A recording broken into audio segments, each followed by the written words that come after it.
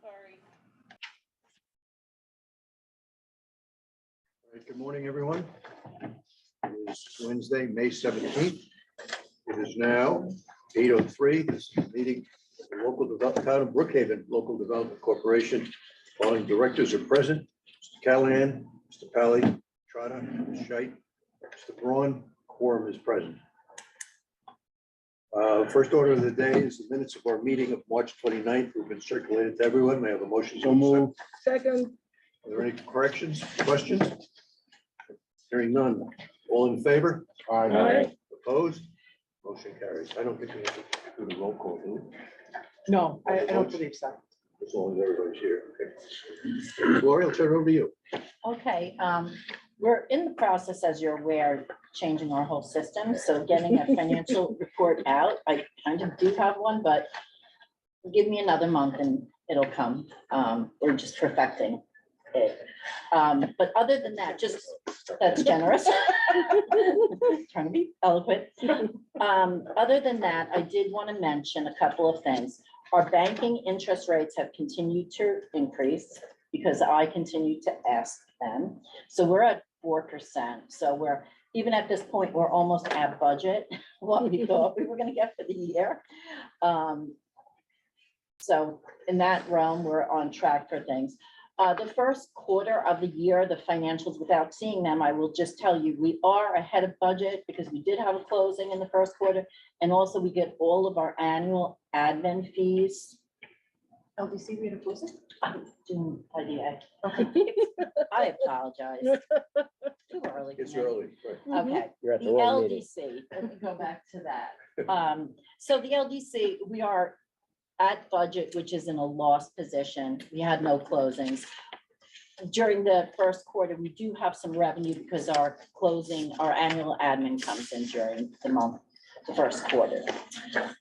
Other than that, there are two other things. I mentioned the banking, the interest rates are continuing to improve.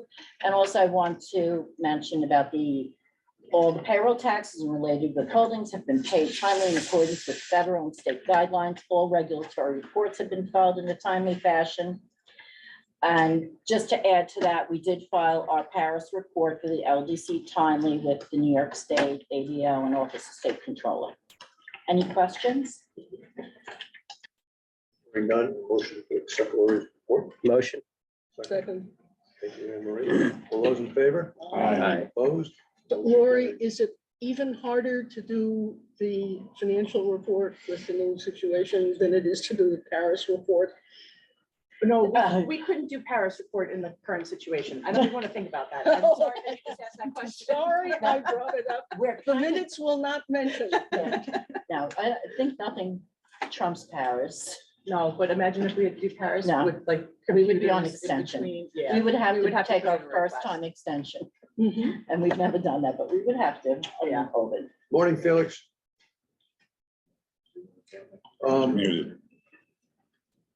Bill. Has the matter. Welcome to us and had a cup of coffee. Did we get a fee for that? Yes. So we're down to, Oh, yeah. What projects we still have active in the LDC? We have Jefferson Ferry. We have Those alternatives. alternatives is still, community hospital. So you have bonds outstanding for a while. a long time. Yeah. What was the other one? Except I would not be surprised. Ross to see No. Alternatives when to I go add The alternatives for children. children or add. Refinance at some point. Yeah. I think they go by both names. Alternatives to education. Lock the door. Uh-oh, uh-oh. Good morning. Good morning, Peter.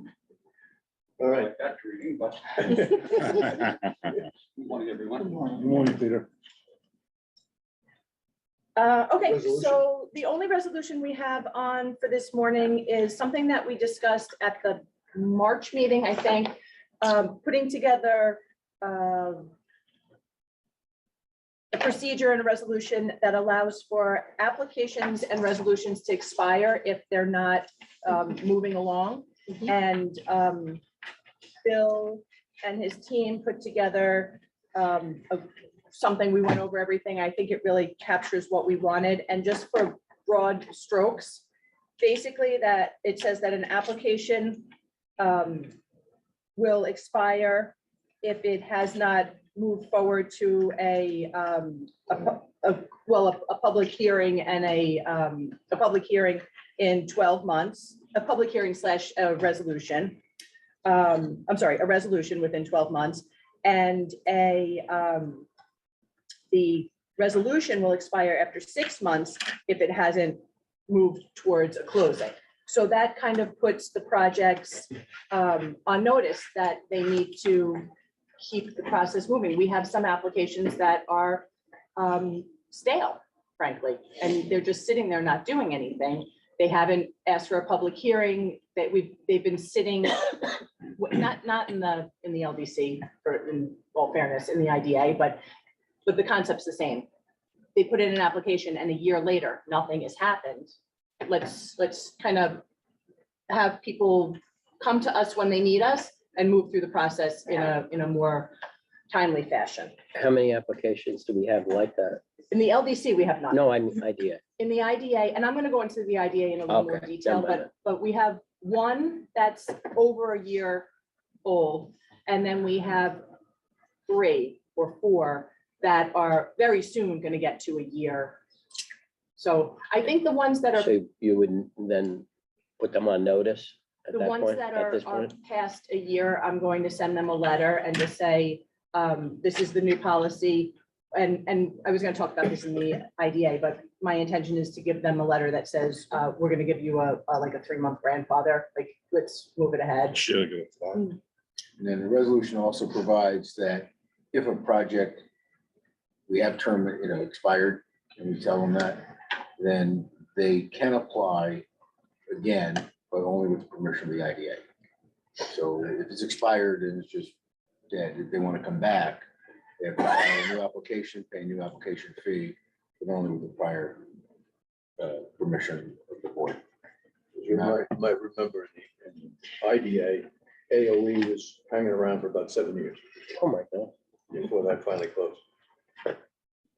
We kept having multiple public hearings for them and back and forth in the IDA and LDC and bonds, so stuff. Do you think 90 days is too long in light of the fact that they've been hanging around for a while? I mean, 60 days. No, once. To give so- them to make a decision as to where they're going, what, Oh, you mean the ones that are, yes, well, I don't, yeah. you guys, I don't. I mean, care. they've had plenty of time to think about it, so you're giving them 2 months warning to say, okay, make a decision. I think we just give them a push, Yeah, just to let them know that we're So- aware and Yeah. like, You want 60 days or 90 days? I don't. I think sooner, I mean, Well- 6, From council, a what do you- project's point of view, would that be, I think for ones going forward, everybody will know, this will be a surprise for people, I'd give them 90 days. okay, And, that's what we discussed. They're in- either gonna tell you they're going forward, or they're gonna say it's dead, or like, we have one project, we can't, even, they won't even tell their council if it's going forward or not, so. Yeah, big secret. How does a new project become aware of this? okay, so that, I was gonna say, all of the projects that we have right now that have applications that are, haven't called for a public hearing yet, because that's sort of like the trigger on some of this, I think. Or the outlook, whatever Well, it is, they the get- So resolution. the way it's drafted, from when you accept the application or do an inducement resolution, they have 12 months to finish the process of public hearing, final authorizing resolution. And they've got 6 months. 6 months to close. And after that final, otherwise they gotta go back. And they have to certify before we do the public hearing that all the information in the application and in the public notice is still accurate and complete. And there's been no material changes to the project or the ownership of the project. And if the board in its discretion feels a new or updated application is necessary, we can ask for one before we hold that public hearing. And we've had that where, if people come in 7 or 8 months later, they're saying, oh, we asked for X amount of sales tax. Well, construction costs have gone up. So that has been going on now. We're just formalizing that we don't want hold a public hearing and then it comes in, oh, we need more sales tax or mortgage amounts gone up. Well, if they're communicating, that's one thing. That's when they're, Well, so this is not gonna force the That's different. communication. yes. Well, and And force them to focus on it, because in the past, they say, oh, yeah, nothing's changed. And then we get to the closing, oh, yeah, well, it's gone up. And we're like, well, we'll get to the public hearing. Right? So it's gonna force that. the projects that we have right now that are, let's say, 6 months, we got an application 6 months ago. They're not quite to the 12-month where I'm going to send them the letter and say you have 90 days. I'm going to send them this with a cover letter saying, this applies to you. Please sign and return. And if they don't sign the letter and return it, we're going to assume that they don't want to participate anymore. And if they do, then they're going to be aware. We're going to add something to our application that they have to initial that they're aware of this policy. So Good. new people coming in, and it's also going to be posted on our website with our application Mhm. page. Are you gonna give them a deadline to And we send it built back to? into all future resolutions, that when you accept the application or do an inducement resolution, That would be, it'll say, subject to this resolution, the expiration. And that's actually a good point. We have not been doing inducement resolutions, so we're going to start doing those again. Again, we used to do them, then we stopped, then we're going to do them again. I think it makes sense. I have a question for Bill. Bill, does the resolution that's being proposed provide for an extension if indeed the applicant is moving forward, but external circumstances causes them to pass that 90-day? Are they going to have to start all over again, or is there an opportunity for them to approach the board with a legitimate reason and get a second extension? Yeah, I mean, the board can always grant extensions, and we provide that here. And, you know, there's several projects, for example, a lot of the solar projects, they're ready to close. They can't get permission from the independent system operators to hook up to the system. So again, that's beyond their control. Everything's ready to go. These guys, you know, they had their financing in place months ago and they can't Right. close. But those projects we wouldn't be worried about because they already have their final authorizing. But they still gotta close within 6 months. 6 months, right? but they're communicating, so that's a good thing. Yeah. They're But to my communi- question, Bill, the resolution provides that opportunity? Yes. It does. It does, Felix. You know, is that unless extended by the board. I'm sorry, unless what? That unless, you know, these expiration dates are in effect, unless they have been extended by the board. Gotcha, thank you. You always have that discretion. Any other questions? I just didn't want the applicant to have to give up because they didn't think they're gonna make their 90-day or 60-day threshold. But again, 6 months. 6 months. But there are ones where, Sorry. you know, we do approvals and you never hear from them again. I think the point here is communication. Yes. If they tell us they have a problem, and we understand they have a problem. Yeah. We will take care of the problem. Right. When they don't tell us they have a problem, And they just they just disappear. disappear or they just let it languish. Yeah. That's the concern. So, just communication between the parties is what's important here. You know, There's same- no reason they can't do You that. know, it's similar when they have, like, their sales tax is gonna expire. And they need another 6 months. Well, don't wait till it expires to Yeah. tell us. Right. Yeah. Tell us Right. 2 months before it's gonna expire and that you need an extension. Right. Yeah. Okay. Good. And I'm sure there'll be follow-up by staff with people as Yeah. projects are starting to get stale. Yeah. We're not gonna let somebody drop it. No, Yeah, we're not looking for a no. deadline, we're looking for a closing. We just really, Mitch, that was a great way to sort of do the overview. Stay in touch with us. We do have some projects that just fall off the face of the earth, and you don't know. For example, Sunrise Wind, we've been waiting, all the documents are drafted, ready to close since the end of the year. They don't have their final 2 easements, one from the State Department of Transportation, the other from the MTA. So they can't complete, they gotta cross the expressway, across the. They let us know that. Yes. They let us know Yeah. that. Point. Yeah, we've been in communication with them, which is the point. And in fact, on that one, they do want to close in June.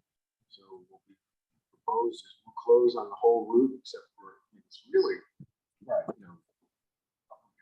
less than a mile of the whole site. Right. And we'll just amend the documents later. They do want to close. But that's another topic question. There are no questions on this resolution. Need somebody to move it. So move. Second, Second. all those in favor? Aye. Opposed? Motion carries. Thank you, everyone.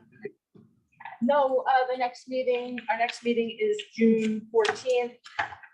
We have it scheduled for 8 AM and we're gonna have a governance committee meeting also. Are we sticking with 8 AM? Sounds good to me. I'm good. Catherine? Yeah, let's stick with 8 AM. If there's Okay. nothing further, I need a motion to adjourn the meeting. Motion. Second. All those in favor? Aye. It is now 8:18 and we are adjourned. Now move to the meeting of the Town of Brookhaven Industrial Development Agency. It is 8:18. This is Wednesday, May 17th. The following directors are present in person: Mr. Callahan, Mr. Pally, Scheit, Mr. Trotter, Mr. Braun, and Mr. Gucci is participating via Zoom. The quorum is present. Meeting, the minutes of our meeting on March 29th have been circulated to everyone, and motion to accept those, please. So move. Second. Any questions? Hearing none. All those in favor? Aye. Aye. Opposed? Motion carries. Lori?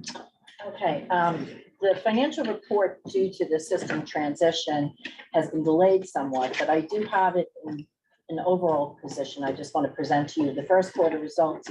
We actually are ahead of budget because a couple of things happened in the first quarter. We did have a closing for WF, and we also, in the first quarter, we get all our annual admin fees. So we have a nice stream of revenue in the first quarter, but we'll have all our kinks worked through on the new system and next month be able to give you the typical report that we've given in the past. The other thing I wanted to mention to you, banking, both of the banks that we're working with have, after I notify them every month what's going on with the rate and they notify me back, they always increase it. So it works if you ask. And we're up to 4, which is pretty good compared to what I see other people are getting around. So that is working well. The Paris report that was due March 31st, that you had seen drafts of and approved, was timely filed and accepted. The other thing I just want to mention is the standard language about timely payments, that all of our payroll taxes and related withholdings have been paid in accordance timely with the federal and state guidelines. All regulatory reports have been filed timely. And also all of the state regulatory payments such as pilot have been made and dispersed in a timely manner. Any questions? So at the end of 22, we had 20+ applications that we've accepted and we're in the queue. Not very many of those have closed yet. So as it relates to our finances, you're gonna, hopefully, if they will close, you're gonna see a huge spike in the second half of this year. Anything else on finance? No, I don't think so. Need a motion A lot of those closings were the energy ones that we Yeah. had. And the warehouses, some of which may not get built. Need a motion to accept Lori's report? So moved. Second? Second. All those in favor? Aye. Opposed? Motion carries. Okay, we have a couple of resolutions. The first one is a resolution for the expiration of applications and resolutions. We just went over the meat of this in the LDC. I don't know. For the record, Amy? The resolution is a mirror image Yeah, of the they're LDC. very similar. So I would move it. Second. Okay, Any questions? Felix, you okay? Yep. All right, all those in favor? Aye. Takes care of that one. we received a request from Port Jefferson Crossing. It was included in your packets. This, just to remind everybody, is 100% affordable complex in Port Jefferson, adjacent to the train station in Port Jeff Village.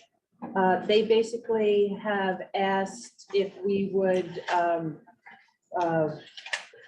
allow them to make some changes to their mortgage. They're changing from a construction mortgage, and then they have 6 different mortgages that are filling in. I don't know, that's not the right terminology.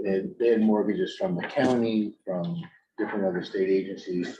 So Yeah, the 6 of them. it was New York State Housing Trust Fund Corporation. It was 3 from New York State Housing Trust Fund Corporation, 1 from Suffolk County, 1 from the Community Development Trust, and 1 from CDCLI, Empire State Development. So all those are to get refinanced or combined into the IDA permanent mortgage. So they have asked for mortgage recording tax, except an exemption on that. The only thing is that some of these already have an exemption, and we had already approved them for up to, I think, 22 million, and they've only used about roughly 14 million of that. So this takes them beyond that 22 million, but I think some of these, they don't need our mortgage recording tax Well, unless exemption they want for. you to do it. It wasn't clear. Yeah, So what we may need to do is a public hearing okay. and then come back and approve it in the June meeting. What do you want to do it that way? Anything now? We can approve this now, but if they want us to go over they want us to 22. do. Threshold 22. Let's come back again. What if, even if they're underneath, and some of these are not exempt from mortgage recording tax, should we today approve an exemption for mortgage recording tax for those that need it? We can only go up to 22 million without a public hearing. So we, Well, aren't we underneath that? yeah, but if they need all of these from us, we're gonna go over it. So we can, they might be able to piecemeal some of it, but probably, We don't know. yeah, we just don't know. So if we can help them, you guys will pass a resolution, I assume, to help them with this. But if they come back and they say, no, we want you to do all, we have to do a public hearing. Okay. So we can approve this, but we may be coming back. Mhm. We may be doing a public hearing if we need. Well, you should, I would agree. Can you ask them to let us know by the June meeting, one way or the other? They had to let us know before the June meeting Okay. because we'd have to hold the public Yeah, hearing in yeah. advance of it. We So, just got this letter. yeah, On Okay, fine. Friday. yeah, they. Throw it in. It was an ad, I don't know if you guys looked at the original agenda that went It out. wasn't was there. not- Originally, this was gonna be on the meeting for June. She got it Friday, but then the letter left more questions in there. Okay, Yeah, all right. So we don't need to do anything now. yes, Or you don't we do. No, we do. Yeah. So we do a Approve the resolution. refinancing. If they go over that, they'll do a Approve the public hearing. refinancing. If we go over, approve a public hearing, and we come back to June. All right. So moved. Thank you. Second. All those in favor? Aye. Aye.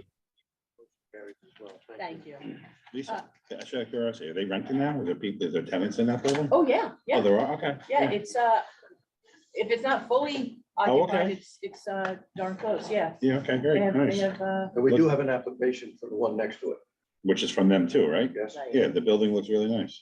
But I don't think that they got the tax credits from New York State, so for now, I think that one's on hold. Okay. The next item on the agenda. Excuse me, Yes, go I ahead. just thought of something, let's go back. Yeah. Anne Marie, you probably ought to recuse yourself from that vote. Oh, because it's a CDC. Yeah, I need a different it second. then. occurred to me. I'll second. I'm not on there. Thank you. I guess they're advisory committee, but that. Me too. Not on that board. Thank you for Okay. keeping me legal.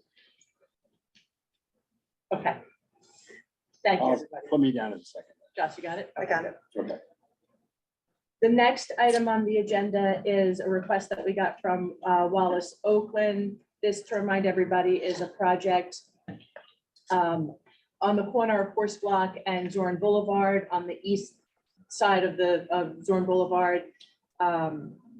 They actually own, their building is a little bit set off the corner, but they own the corner as well. And the request is to release the 2 parcels that are legitimately on the corner from our agreement as they are interested in selling them. Howard, did you want to add anything to that?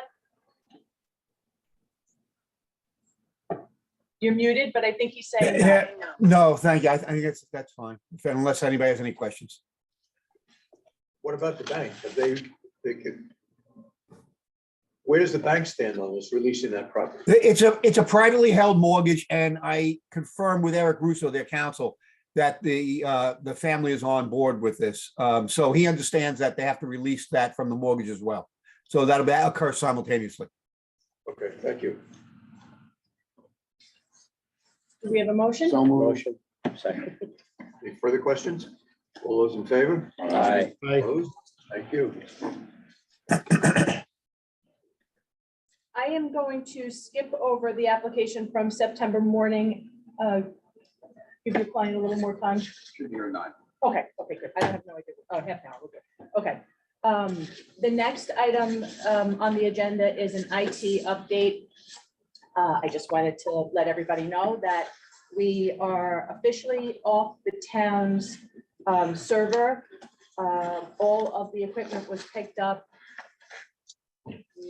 2 days ago. We have our own phones. The only thing we're still waiting on is a copier hasn't been delivered. And, you know, we're having some growing pains. She's being very polite about that. Well, the camera's rolling. Minor, just minor. Well, you know, when you don't know how to answer the phone and you can't save documents, it's a little bit frustrating, but we are figuring it all out slowly. Lori mentioned that she was ready to have this report to you guys, except for some reason, Microsoft and QuickBooks is refusing to speak. So although she has it in QuickBooks, it's not in a format that's easy to read and that we can present to you. You guys would have pages and pages and pages of gobbledygook instead of a nice one sheet, nice and clean. So those sorts of things. Quite an excuse, Lori. Yeah. Well, I have to tell you, I worked off my phone for days because I don't know, my email just hasn't been Yeah, loading, her and I emails just. I keep getting emails. I'm sending to you the new address, Mhm. bouncing back. Did you try anything today? Because I think today it's No, functioning. Every So- day we think it's a day. Today's One the day. It will be the day. All right, let me know if that happens. And, we have a new phone number, so that's, there definitely has been some Growing pains, okay. hiccups. We're getting through.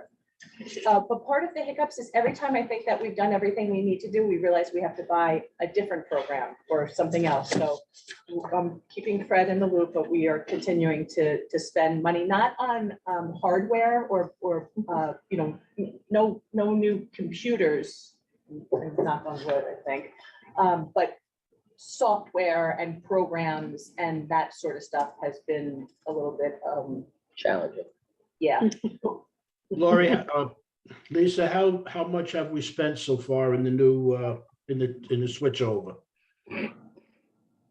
Well, that's a little bit of a tricky question. I would say that we probably spent on the equipment alone, 20, 30? I would say 30 with the phones, Yeah, the about hardware. 30,000 for the actual hardware. As far as the other things, a lot of it is a monthly cost. So we've got roughly $700 a month in an IT Consulting. consultant, provider, whatever you want to call them, like the help desk type of people, the people who are behind the scenes, making sure that we don't get hacked and making sure that all of our stuff works. And the people, when we call up and go, I'm not getting emails, they take over the computer and take care of it. So, the phone system is a monthly charge. The Microsoft. Lisa, what I was interested in is what's the one-time charges that we've expended so far? Not the recurring expenses like service contracts, et cetera. About 30,000. We got licensing. And back of the envelope estimate, what do you think is left to have to expend? As far as one-time purchases, Yes, I think we're pretty much there. I mean, the copy machine is a lease, so that's another Yeah. monthly expense. I'm nervous to actually say it because I think as soon as I say it, we're gonna go, oh, we forgot to buy but I think we got everything as far as hardware that we need. okay. Clearly, Thank it's a major effort. Is It's our been all data now encompassing. on the cloud? Our data is on the cloud, yes. So nothing is here. It's foggy and damp and it's where it all is. It's on the cloud. So you could access it home. Yes, yes, Okay, yeah, But obviously, we can pick up our equipment and put it on the road if we need to. correct. yeah. It's portable. It is. There you go. To be discussed further. 100%. And Felix, to your question, that 30,000 would be hitting us as a capital asset that would be Mhm. depreciated, so it's not hitting our financials all at once. Mhm. Right, that's why I asked the question, because I assume that that would be a capital expenditure.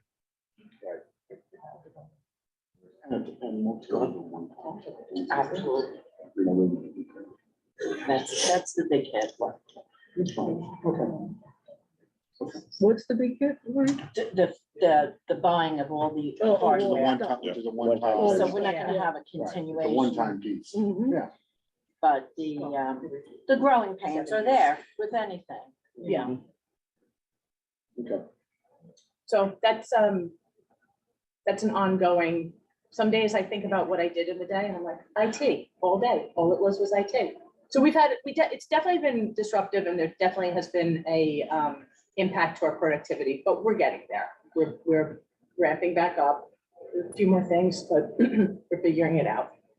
Thank you, everybody, for your support. And I have to tell you that staff, everybody did a great job picking up pieces as they drop, saying, oh my goodness, we need to buy this. You know, the printer doesn't talk to this. We have to get, just all of that stuff has really been a group effort. So thank you to everybody.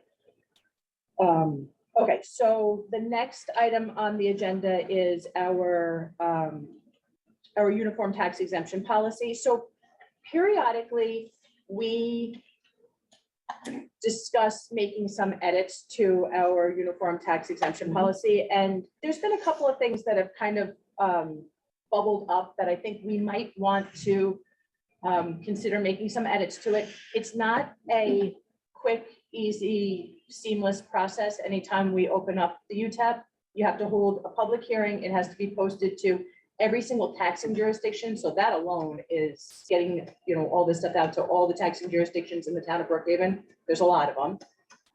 But I think we might be at a point where we want to consider it. And one of the things that I think we should, we have a governance committee next month. So I think this is really a governance committee discussion, but I wanted to just plant a seed. I have noticed that when we're talking about market rate housing, we always tell them they must provide 10% affordable and 10% workforce. And we define affordable as 80% of the AMI and workforce is 120% of the AMI, the area median income. That's what the town used, that's what. Yes. The 120, the 80%, I don't think there's any issues with it really, but the 120% of the AMI, what we find, at least in this current market, is that a lot of the rents are basically market rate. So we're telling people you have to have 10% workforce, but they're charging the same amount as market. And I actually had an application where they are charging, it's more like $7, but $7 more for the workforce, which that was the thing that it just stuck. I couldn't get past it. How could you possibly have a workforce? There's reasons, but it just didn't seem right to me that someone's going to get this special workforce set aside apartment and pay more than they would have for a market rate. I know that it's just like it's the world we're in right now, but at any rate, that was the thing that got me thinking about it. And I think we might want to consider changing it so that instead of doing these workforce apartments, we increase the percentage of affordable. I think 20% might make the projects non-starters, but I don't know. But 15 might be a nice sweet spot that we require them to do 15% at the affordable rate, and we disregard the workforce. So that's one thing that I think we should consider. The other thing is whether we make that edit or not, the fact that we have 10% and currently 10% affordable, 10% workforce, we found ourselves in situations where if the project has 35 units, they do three and a half units of affordable or 3.5 units of workforce. That doesn't work. So I think we need to say round it up or round it down or we need to just caveat that a little bit. If we're opening this up, I think we should consider doing that. Those are the two things that I see as needing a little bit of massaging in our UTEP, there might be a lot more things that people start looking at it and thinking One about. other one we're finding is some of the true 100% affordable housing projects that our UTEP doesn't quite meet all the permutations, even though it's pretty extensive. And one of them may be that if we're going to do some, not a deviation, but a different methodology, we have to get somebody like come in and do this report. Yeah, Sure. How are the other IBAs that you represent going? Or how do they have it? Nobody has, actually Brookhaven, Hempstead adopted most of your UTEP. The other ones, they don't really make the distinctions between affordable housing and market rate housing. And they rely on a pilot that's worked out for somebody like Camoin or Kevin Rems. So it's a little bit of, around, you know, you guys have the most comprehensive and thorough UTEP. But even as comprehensive as thorough it is, there's still a couple of, you know, square pegs trying to fit into the round hole. So, and that's, it's been an issue. Lisa? I'm sorry, Bill. I didn't mean to interrupt you. Go ahead. No, I was just saying that, you know, you try to plan for every possibility and then somebody comes along with something else. Lisa, what I was going to offer the board to think about is many, many years ago, I sat on the Suffolk County Planning Commission and, I was on a committee that wrote the affordable housing standards way back when. And we used 20% and it didn't seem to stifle any of the developers from wanting to build their units. So if you're thinking about a new number and doing away with the workforce portion, I would recommend that we do 20%. And if they need to round, they have to round up, not round down. The only thing I would say is that 20% in some projects is too much. yes.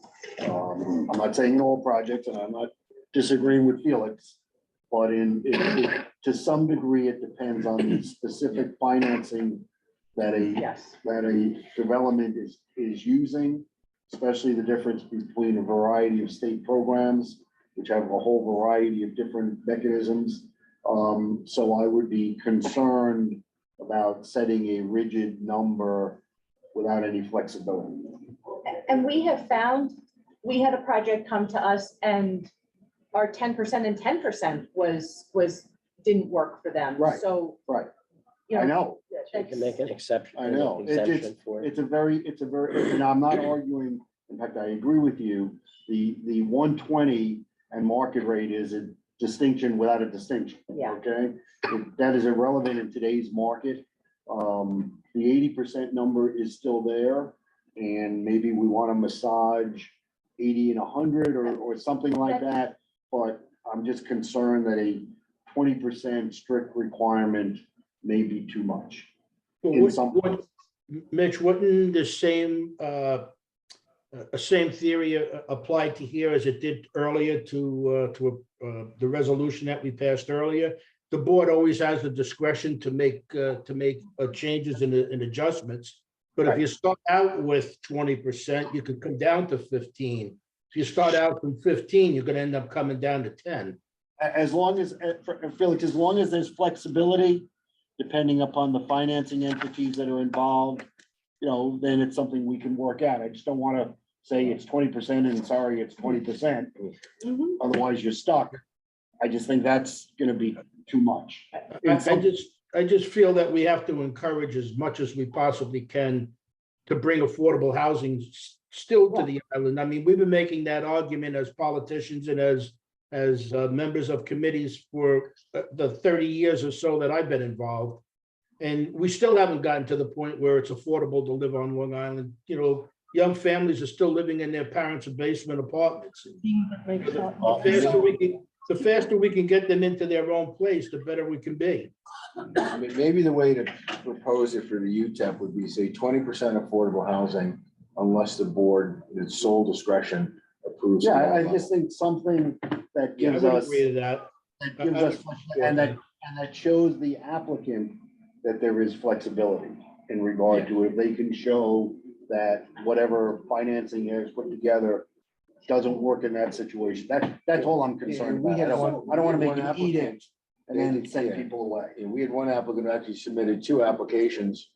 One project they were able to do it, the other one was too small. Right. And we looked at the numbers, it just, they couldn't, They don't work. they don't work. So, And it also depends on where they're located in the town to some Yes. degree, the taxing jurisdictions, what the tax rate is. There are a variety of factors that play into it that I just don't want to eliminate our discretion from. so That's my let's, concern. we're gonna have to continue this conversation, and this is really, it really is like a governance Yeah, that's fine. committee discussion. And I think the legislature will leave Albany somewhere around the first week in June. I know Senator Martinez has got some legislation pending. I assume there's mirror image. I mean, there's legislation on the a other lot of side. things going on in Albany. You know, Webb was probably. Oh, yeah. Oh, yeah, Senator Scoop is our friend. Actually, he's a very nice man. Misguided.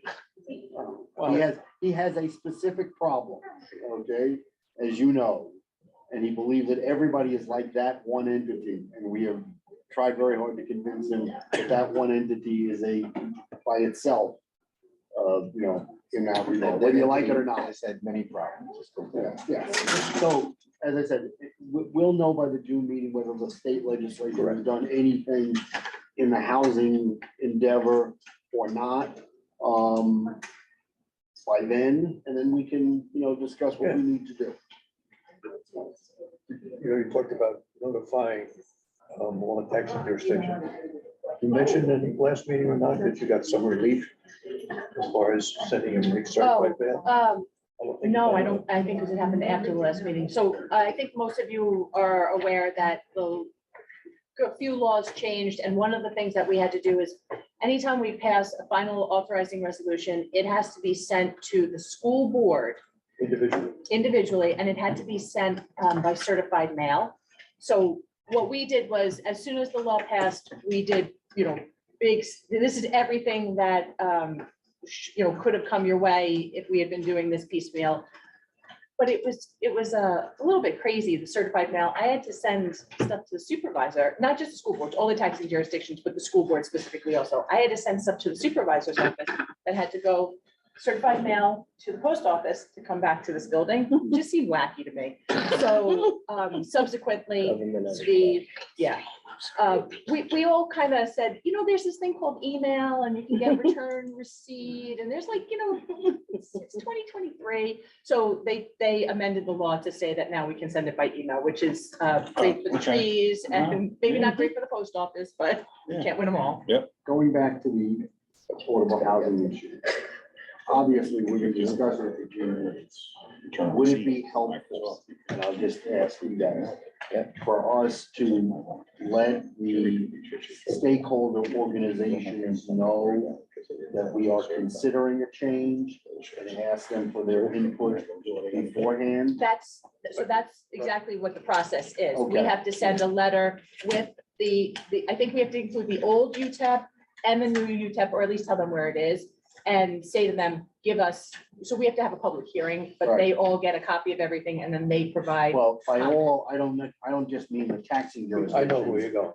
I mean, affordable housing Well, organizations. it goes into Newsday, and yes, we can. I think it would be helpful Yes. to us to get their views. Yes. On this situation before it becomes a fait accompli. That Yes. doesn't mean we accept their views. Right. But I just think helps I think the it would be conversation. beneficial from a transparency aspect to ask them for their views. They give them. They don't. That's their choice, but I think it would be important for us to at least ask. Yeah, we certainly can. Okay. And it's a public hearing, so it gets posted. And last time we did it, we got views from all sorts of organizations that you may or may not have expected to be paying attention. So, So I just think yep. and it improves our relationship with them Yeah. also, Yeah. so they know we're interested in their views on it. Yeah. Whether we accept them or not, that's a different question. We're interested in your views. Okay. Thank you, everybody. Oh, the other thing that if we do have a governance committee meeting, when we have it in June, the other thing that we have been sort of talking about, good morning, is maybe making a name, not a name change, but like a DBA. I don't know if you guys are aware, but most of the IDAs or a lot of the IDAs around the state have sort of changed their names. So like, for instance, Dutchess County IDA is now Think Dutchess. They're still officially Dutchess County IDA or Industrial Development Agency, but they go by Think Dutchess. It's a Nice marketing. marketing, I Most don't, people don't know what an IDA is, or when you say Exactly. industrial, yes. it has a different connotation than, So that's another thing that I think we're going to bring up at the governance committee is possibly having a, Think Brookhaven? well, we could do things with Raven, yeah. We've been having sort of internal. Oh, Yeah, okay, we've been all right, playing with okay, some there you go. names. All right. The spreadsheet's long. It's down to our top 10. I think. If we name somebody else, then they have to file a report. So why don't we just give them someplace else? Okay. Oh, there you go. I think that would be a great, a good thing to do. Yeah, so that's one more thing Oh, that yeah, we'll absolutely. discuss at the governance committee. If anybody has anything else, please let me know. We, like I said, we're gonna update our application. Yet it's a living document, I think they call those. We're constantly improving it and changing it. We just redid our subtenant application because we realized that we weren't getting the kind of information I think you guys really need to see. So we've been updating a lot of information, just always, really, but. Okay, the next thing on the agenda is a request from the LIBDC. We actually brought this up in March, but we didn't have a quorum to vote on it, so there's 2 items to this. Their annual conference, which is scheduled for October 4th through the 6th, I'm pretty sure, okay? In Montauk, in years past, we have sponsored that at the rate of $5,000. So there's that request, and then also a dinner meeting. We've been doing lunches, but I think we're gonna switch to a dinner meeting this year we've been talking to them about June 26th or 28th. I'm trying to see if somebody can do a welcome. I know the supervisor is unavailable those 2 days, so I reached out to Dan to see if he can do it. June 26th or 28th. And that's also a $5,000 Where's it gonna be? sponsorship. Oh, at Stella's at the end Oh, of Nichols okay. Road. 26th is, Yeah. 26th is better for me. That'd be nice if you Okay. And I can. think you get a better, 28th is the Long Island Business News Real Estate Awards dinner. Okay, Okay. okay, 26th it is. So Okay. 26 would be, 26. 26 would be better. thank you. I'll talk to him today. I just got that, Thank I just got a note from that, Okay. yeah. We've got speakers lined up. Yes, and we have speakers and the topic.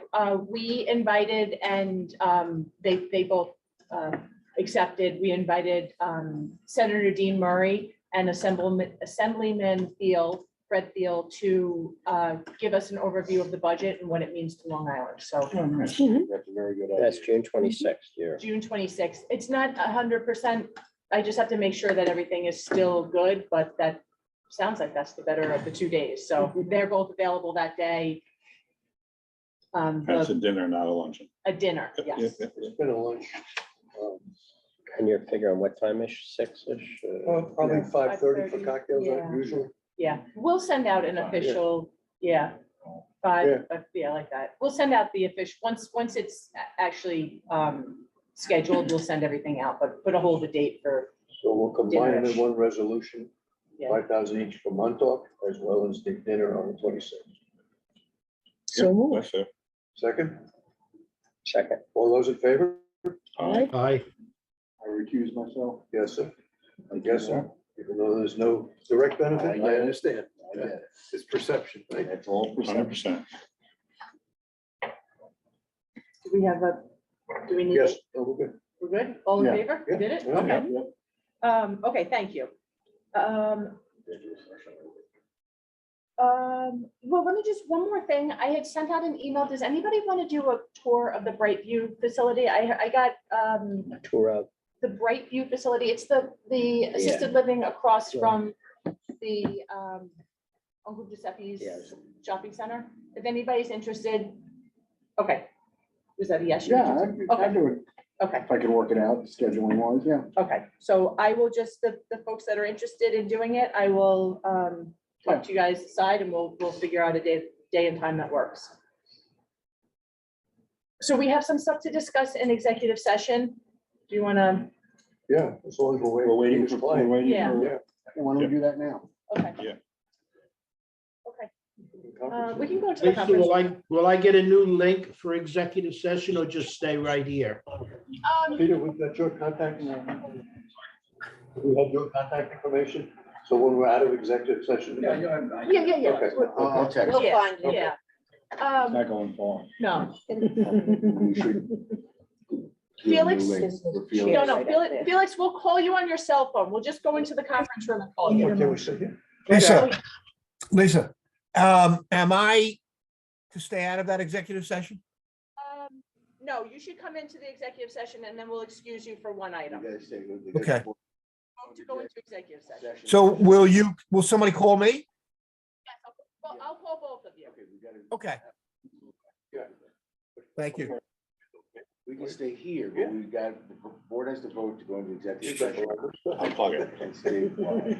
Amy's gonna have to unplug Need a it. motion to go into executive session for the following reason. For personnel matters Wait, no, or for litigation? litigation, Litigation, yes. Okay. Or potential litigation. No. Okay, so do we have a I motion? move. Okay, where we go. Seconds. All right. All in favor? Aye. Start recording. Motion to come out of executive session. So moved. Second. All those in favor? Aye. There's no action taken during that executive session. All right. Okay, so the next item on the agenda is an application from September morning. It was included in your packets. Just quick overview, this is a 70,000 square foot spec industrial facility proposed on Ramsey Road in the Shirley Industrial Park. This one is a little bit different than some of the spec industrial projects that we've seen in that it's smaller and that the end result will be 2 to 3 end users that, so small to medium end users for warehouse distribution uses. It's a roughly $14.5 million project, and the expectation is there will be 29 full-time equivalent employees. They're requesting a mortgage recording tax, a sales tax, mortgage recording tax and sales tax exemptions, and a pilot. And we have represented from the project here to do a presentation. So I'm going to turn it over to you guys. I think if you stand up, the camera will catch you. I'll start out, Peter Curry, Farrell Fritz, 400 RXR Plaza, Unionville, New York. And my thanks to the board and staff of the currently named Brookhaven IDA for having us here. Looking forward to Under Brookhaven, or whatever the new name is going to be. There will be a prize. Okay, so I'm tossing that out there. I think at this stage of the game, I always forget how Lisa usually says all the things that I was about to start with when I introduced these projects. So I think at this time, I'm going to introduce Ron Yakul, the developer, who it's probably better for him to describe his project to you than it is for his lawyer to do so, because he's an experienced developer and I think he's got a really good handle on this project. So Ron, if you can stand up and introduce yourself. Good morning, everybody. Good morning. Ron Yakval, September morning. I also have an operating company that I've been operating since 1999. So I'm in the e-commerce space. We sell brand name perfumes online, perfume.com and fragrancetex.com. And since 1999, I've learned a lot about warehousing and operating, especially on Long Island. So our building is in the Hop Pot Industrial Park at 5 Plant Avenue. And over the years, I bought a lot of buildings in the industrial park, and I've learned a lot about what tenants like me need and what there is available and what there isn't, because a lot of the buildings are older. And I'm planning on using that knowledge and experience I've gained over this time to do my first ground up development in Shirley, and I'm excited to do so. So the project is not going to be for me as an end user, but it's going to be more likely for 2 tenants. So the tenants are going to be typically a warehouse or e-commerce user like me. There's not a lot of space available as actually none. So right now, over the past decade or so, there's a migration of businesses like mine from the Long Island City and other areas that are growing out more east. A user like me who's looking for 30 or 40,000 square feet, the availability right now is close to zero. When this project is built, I think there's going to be a unique and interesting demand for e-commerce and warehouse operational logistics types of companies to utilize the space. Some of the things that we're doing in this space that isn't available in the Hop Pot Industrial Park is high ceiling. So there's going to be 6 docks total for this building, 45-foot high ceilings. And why that's important for users like me is when we're looking for space and you see a 14-foot, which is typical in Hop Pot, maybe 16, very unlikely to find 18 or 20 clear. There's only a certain amount of pallet heights that you can store, which makes it so much more expensive on a per square foot basis to operate. So e-commerce competitors or marketplace sellers on Amazon or any other website need to store a lot of goods.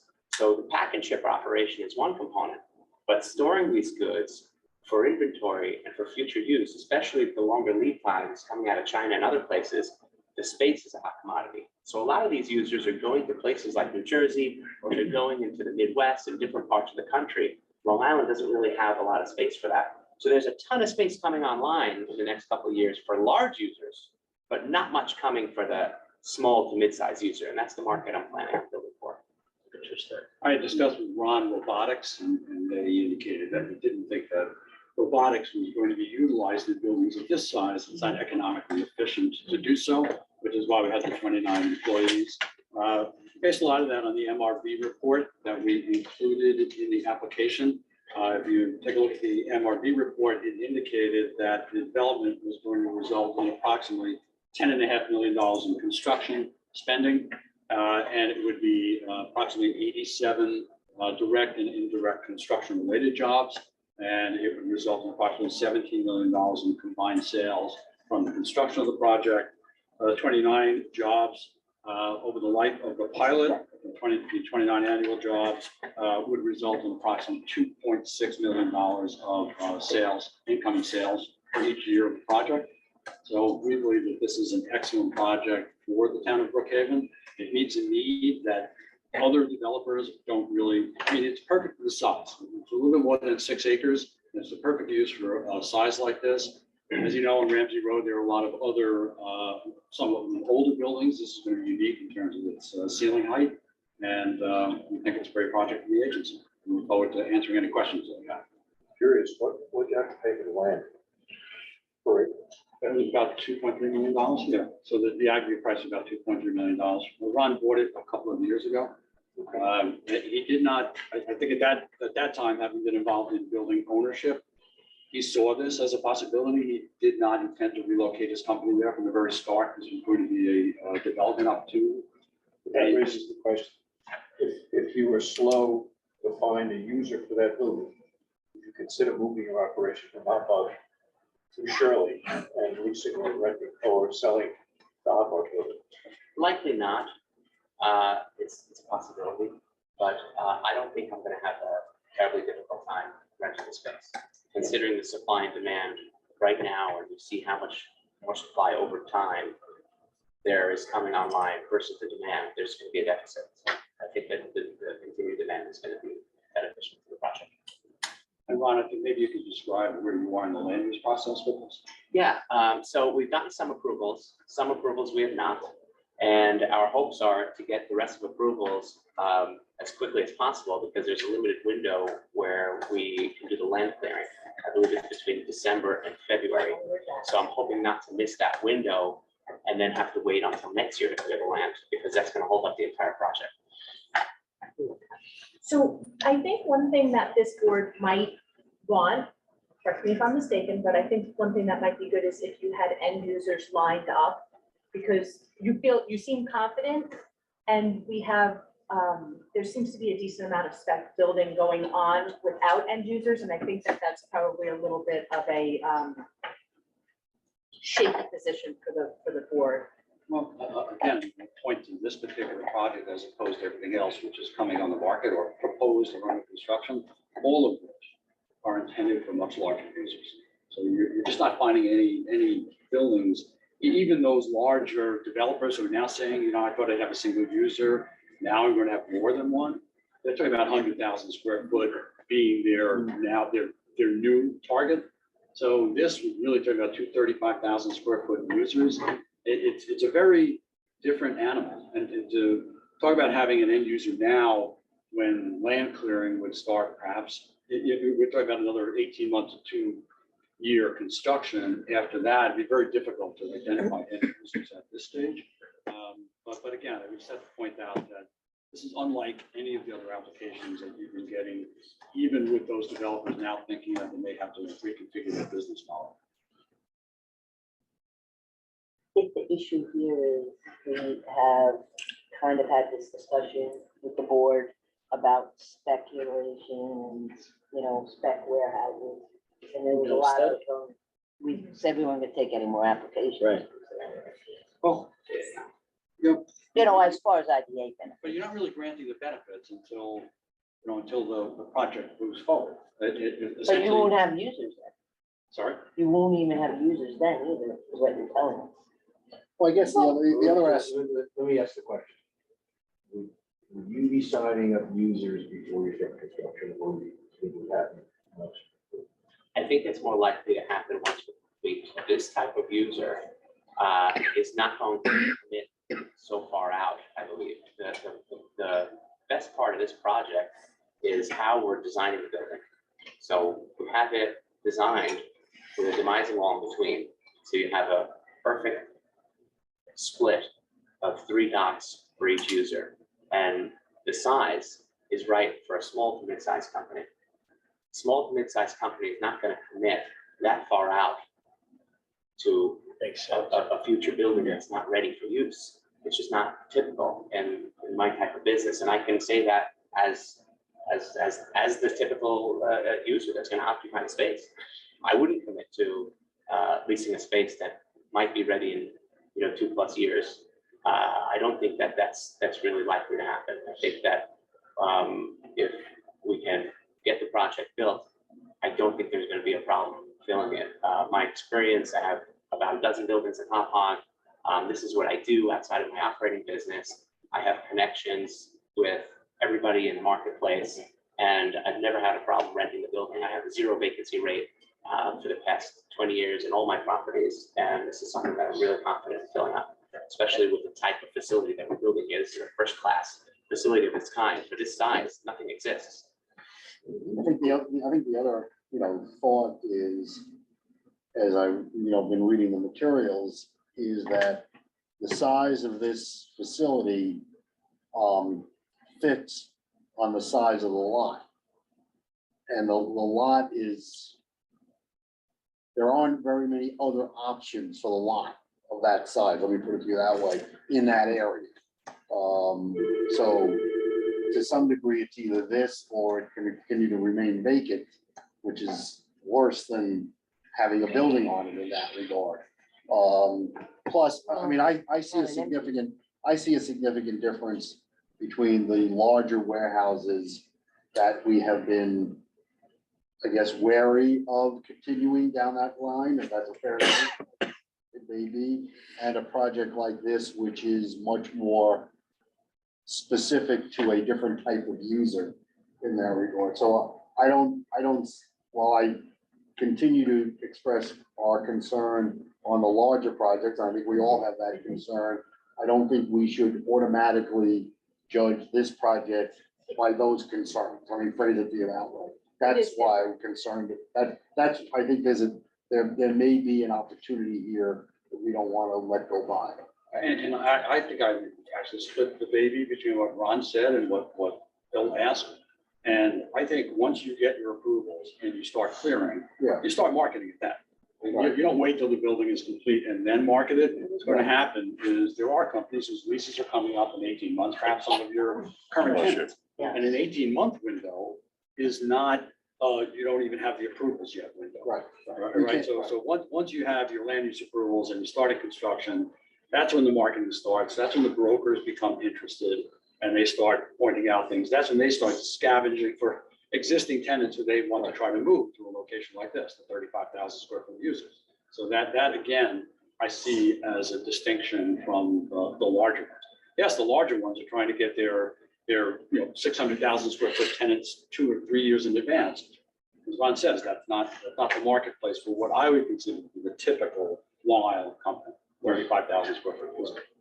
I would agree. Peter, if I could just make a comment.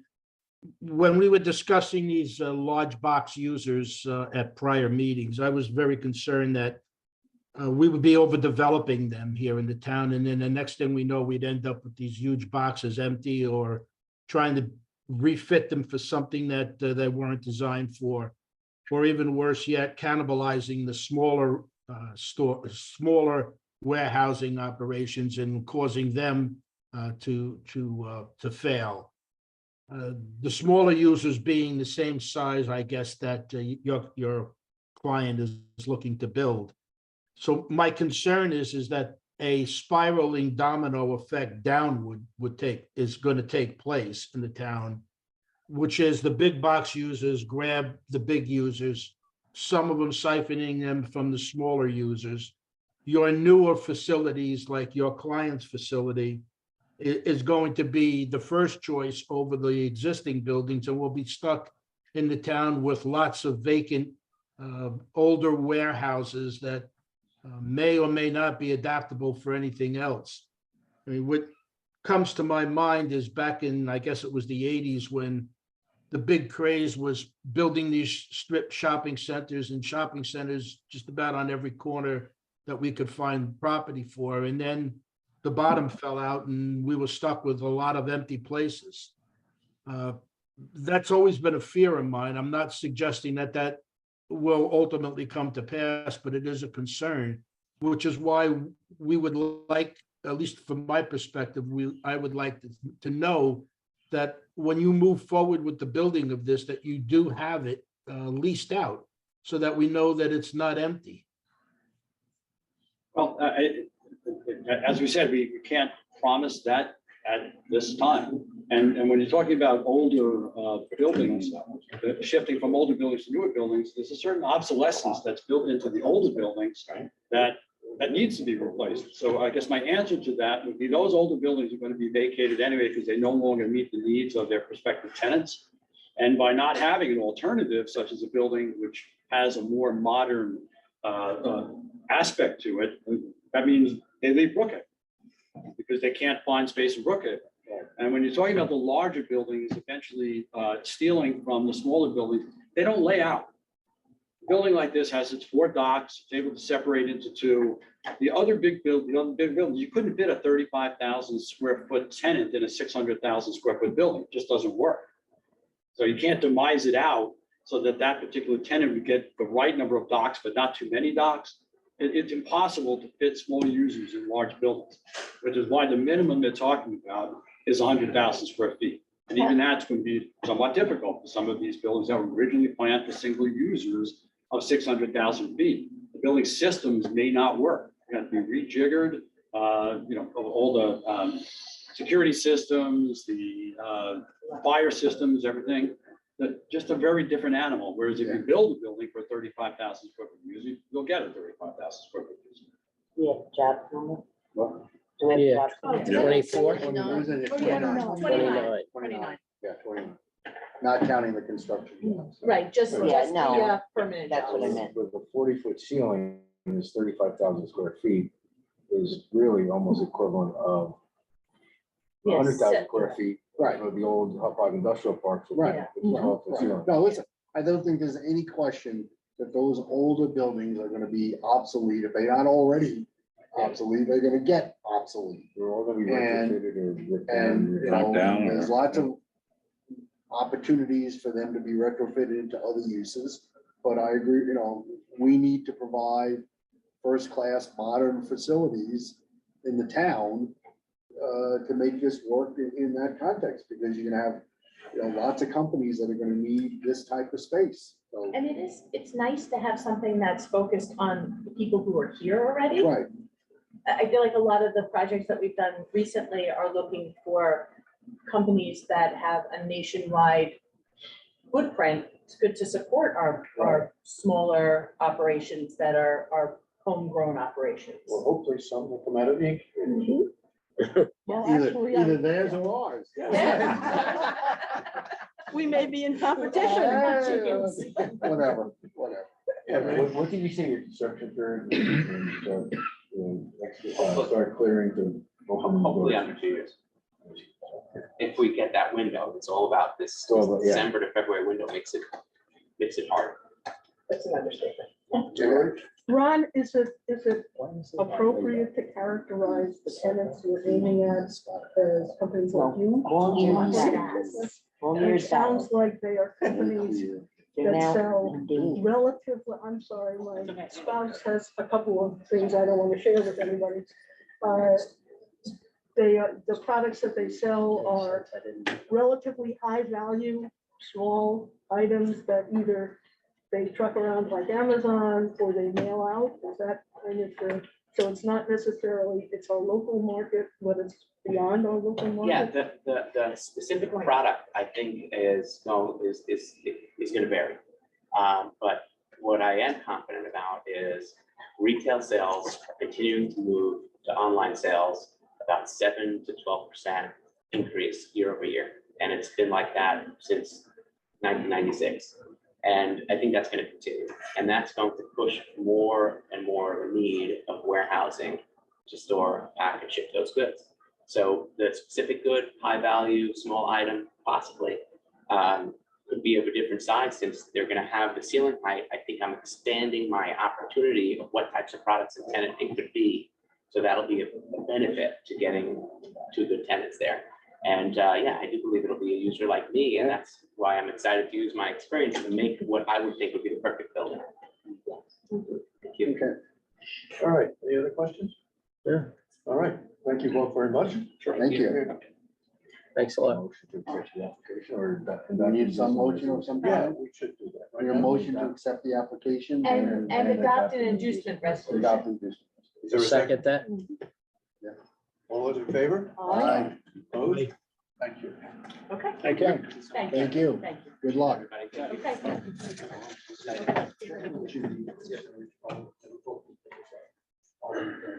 Yeah, so I'll be talking. Okay, yeah. Bye, everyone. Thank you. Good luck. There's a rental, he'll put his perfume business in there. Yeah, right. He's got that option. You don't think they're gonna take the big ones that don't rent and cut them up into smaller? But it's hard to It's do. hard to do. Yeah. Very hard to do. I know, But maybe some of them before If they're it's built empty, turn they'll do into it. something Well, like that's a this. different context. Yeah. And that, you know what? Maybe this is. If he doesn't rent it, he can move his perfume business. Because he's not gonna move. But if he's not renting it, no, but if he's not renting, it, why would he, you know, 15 He million? owns the building there too. Who's that?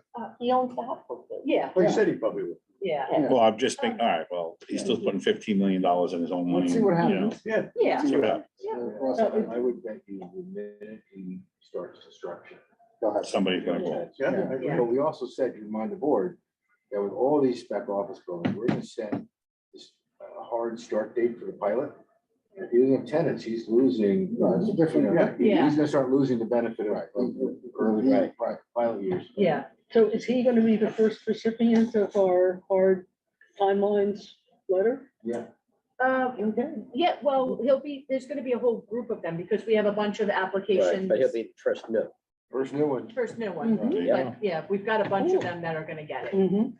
Probably, what'd you say, You're gonna get it. attorneys? Question for the attorneys. Can we approve an application such as these storage buildings? But they can't start construction until they have a tenants lined up? Can we give them the okay that we're gonna go forward with it, but we don't go forward with it until they demonstrate that they have tenants? We actually did the opposite, Felix. We said, when you close, your pilot's gonna kick in, say, 2 tax years after closing. And if you don't have any tenants in, you're losing the value of that Yeah. pilot. And that pilot's gonna start burning off. Yep, you're on the hook. To put incentive on them to lease it up. Otherwise, That's they'll have even stronger. approvals and they may say, language for years. You have anything else? How much would the pilot be on something like that, on something like this application? Vacantly? No, for the spec industrial, what Oh, we've yeah, been that's doing right. is we have been giving them, he just said it would take them 2 years to construct. So obviously we'd have to, work that through a little bit, but let's just say 2 years of land only.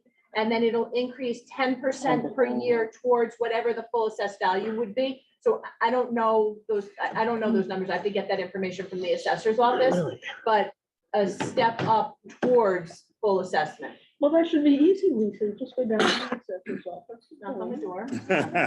Takes a net, taking that Taking that. key so she can get into that spot. She can- I'm kidding.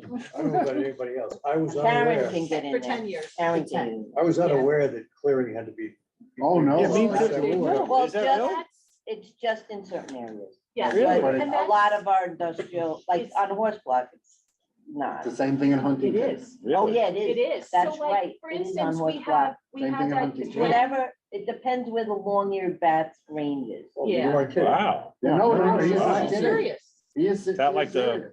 It's a DEC Piping rule. plover So where that you really can't can set you go back. on the Oh, beach? so They said it was a spot. these are, they No, it's a long say way whether they have nesting areas, so. I heard they nest underground too.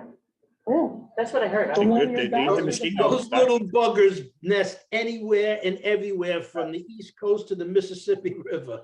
Yeah, but we're During the killing. firework, when I was in business, Oh, he's talking about the fireworks, everywhere we wanted to do a fireworks show, there was a plover nest. Personal knowledge, Butch, yeah? Of the pipe and flow. Well, they closed the ECAL center. They were having races there on Sundays. And one day I was just snooping around. I drove it and I said something to the guy, oh, can I come back next week with my son?